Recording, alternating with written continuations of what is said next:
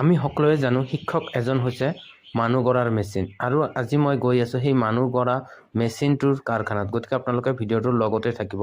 Hi hello' everyone. আজি মই আহিছোঁ দুধনৈ ডাইট কলেজত। এইটো হৈছে দুধনৈ ডাইট কলেজত সোমোৱাৰ মূল গেটটো আৰু এইফালেদি সোমাই যাব লাগে।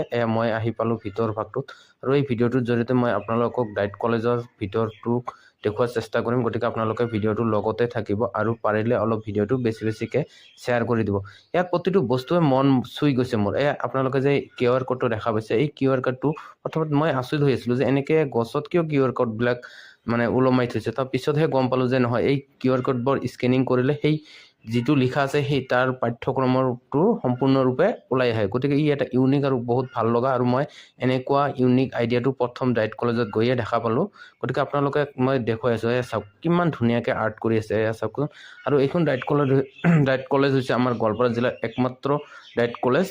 তো ইয়াত 2 বছৰীয়া DLED কৰা হয়। তো আপোনালোকে গমে পায় এইটো এটা আমাৰ বাহিৰতে লাইব্ৰেৰী চিষ্টেম কৰি ৰাখিছে। চাওক মুক্ত নীলা গ্ৰন্থালয় আৰু এই বস্তুটো চাই মই সঁচাকৈ বহুত ভাল লাগিছে, যিটো নেকি বৰ্তমান আধুনিকতাৰ প্ৰভাৱত আমাৰ কৃষক জীৱনৰ পৰা নাইকিয়া হৈ যাব ধৰিছে। এইবিলাক চাওক কিমান ধুনীয়াকৈ সকলোবোৰ বস্তুৱে নাম সহকাৰে ৰাখি থৈছে, যিবিলাক বস্তু আমি সৰুতে দেখা পাইছিলোঁ। আৰু আজিকালি ল'ৰা ছোৱালীবোৰ এইবোৰ বস্তু দেখিব নাপায়ে, কাৰণ এইবোৰ আমাৰ সমাজৰ পৰা এতিয়া লাহে লাহে নাইকিয়া হৈ যাবই ধৰিছে। আমি ইমান আধুনিক হৈ গৈছোঁ যে এইবিলাকৰ ব্যৱহাৰ এতিয়া আৰু আমি কৰিব লগা নহয়। চাওক কিমান ধুনীয়াকৈ ইমান বেতেৰে বনাই থৈছে। চাওকচোন, চালে মন চুই যায় ন প্ৰতিটো বস্তু।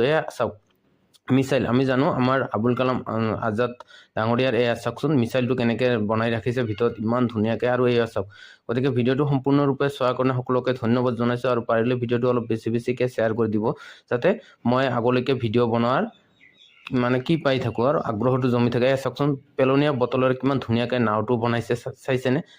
এইটোৱে আছিল আজিৰ ভিডিঅ' ইমানতে। পাৰিলে ভিডিঅ'টো অলপ বেছিকৈ শ্বেয়াৰ কৰি দিবলৈ সকলোকে অনুৰোধ জনাইছোঁ। ধন্যবাদ।